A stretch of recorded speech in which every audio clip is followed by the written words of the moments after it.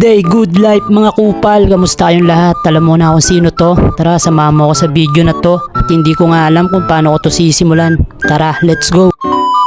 Papasok na nga ako niyan mga boss sa aking trabaho. Sa mga nagtatanong at hindi nagtatanong ano nga ba ang aking trabaho. Akin na nga yang sasabihin at sasagutin kasi nga kupal ka. Isa nga pala akong production helper dito sa Asia sa may glass plant. 3 trabaho nga ang aming ginagawa. Tinatawag itong washing, wiping at scraping. Sa washing nga mga boss ay naghuhugas kami ng mga bote at pinapatuyo ito pagkatapos naming hugasan. Mga 3 o 2 araw ang aantayin bago nga ito matuyo. Pag tuluyan na nga itong natuyo mga boss ay pwede na namin tong ikamada at tinatawag itong wiping. Scraping na nga ang ating pag-uusapan. Ito yung mga bote na mali ang pagkapintura. Machine na umiikot ang aming gamit upang matanggal nga ito ng tuluyan. Amin nga itong pinupunasan ng basang basahan at tuyong basahan.